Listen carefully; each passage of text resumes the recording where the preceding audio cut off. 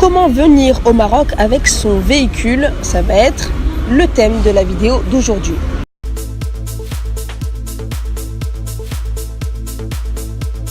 Alors vous êtes plusieurs à vous poser la question de peut-être que je devrais m'installer au Maroc et voir un petit peu comment ça se passe. Sauf que voilà, pour venir, vous aimeriez bien venir avec votre voiture. Alors je vous rassure, c'est exactement ce que j'ai fait. Moi, avant de m'installer, 6 mois avant, je suis venue 2 fois avec ma voiture avant de la laisser définitivement en France et de m'en acheter une ici. Alors la procédure, je vous rassure tout de suite, elle n'est pas du tout compliquée. La seule chose qu'il faut savoir, c'est que votre véhicule français, vous ne pouvez le laisser dans le territoire marocain que 6 mois par an. Ça veut dire que vous êtes obligé de le ressortir. Je vous rassure aussi sur un autre point, ces 6 mois, vous pouvez par exemple faire 3 mois, repartir au Maroc, puis revenir en France, rajouter encore 3 mois, ça fera 6. Vous n'êtes pas obligé de consommer les 6 mois tout de suite. Vous pouvez faire 2 mois, vous repartez, vous revenez, 2 mois, 1 mois, jusqu'à arriver à 6. La seule règle, c'est 6 mois par an dans le royaume. Ensuite, vous êtes obligé de ressortir avec votre véhicule. Alors maintenant, le process. Eh bien, je vous avoue que concrètement, il n'y en a eu aucun. La seule chose que j'ai eu besoin, ma voiture n'était pas à mon nom, elle était au nom de ma maman. Du coup, c'est la seule difficulté que j'ai eue. Mais avant de parler de ça, on va parler dans l'ordre. Comment ça s'est passé? Écoutez, j'ai pris ma voiture, j'avais mes papiers en règle. Je me suis juste assurée que mon assurance, elle était internationale. Elle couvrait un éventuel incident au Maroc. Et c'est tout. Du coup, quand je suis arrivée à la douane, au contrôle des douanes au Maroc, avec ma voiture, c'est-à-dire à Ceuta, quand je suis arrivée avec ma voiture, j'ai rempli le formulaire pour ma voiture. Non, j'ai rempli dans le bateau, excusez-moi. Quand j'ai pris le ferry, on vous donne le papier à remplir pour votre identité à vous. Pour que vous, en tant que personne, vous entrez dans le territoire, donc il faut remplir la petite fiche, vous la connaissez. Et ensuite, il faut aussi remplir la petite fiche pour votre voiture. Ok? Le truc qui est spécifique, on va prendre le cas où c'est votre voiture et elle est à votre nom. Vous allez remplir votre fiche, vous allez remplir la fiche de la voiture. Vous allez arriver au contrôle des douanes à Ceuta. Quand vous arrivez, l'agent de contrôle va vous demander les papiers de la voiture, les 2 fiches que vous avez remplies vous concernant et concernant la voiture, et vos papiers à vous, votre passeport, etc.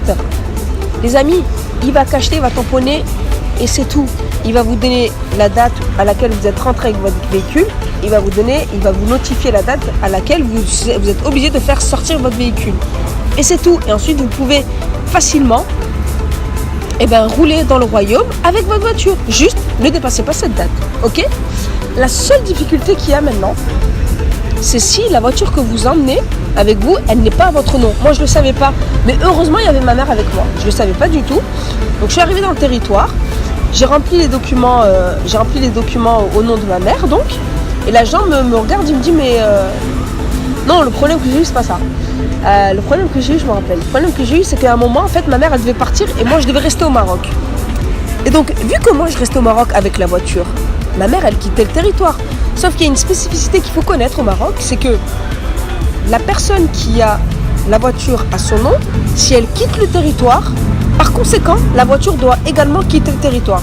C'est-à-dire que la voiture ne peut pas rester dans le territoire et la propriétaire de la voiture quitte le territoire. Ça, c'est pas possible. Et ça, c'est le problème que moi j'ai eu en fait. On m'a dit, ah non, mais votre mère, elle est obligée de rester parce que la voiture, elle a son nom. Et je me suis dit, mais ma mère, elle va repartir, moi, je reste. Ils m'ont dit, non, cette voiture, elle n'est pas à votre nom.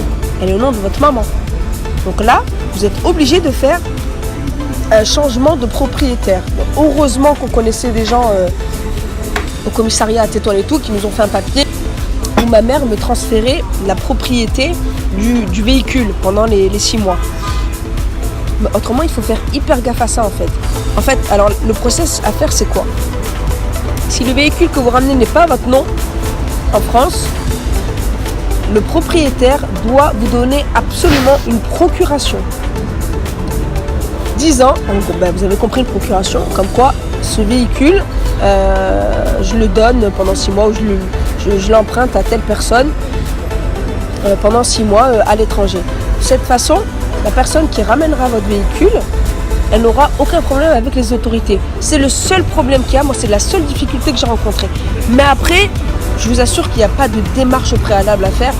Vous allez avec le document à remplir pour la voiture, le document à remplir pour votre identité, vous rentrant dans le territoire marocain. Et c'est tout. Sur ce, je vous dis à bientôt dans la prochaine vidéo.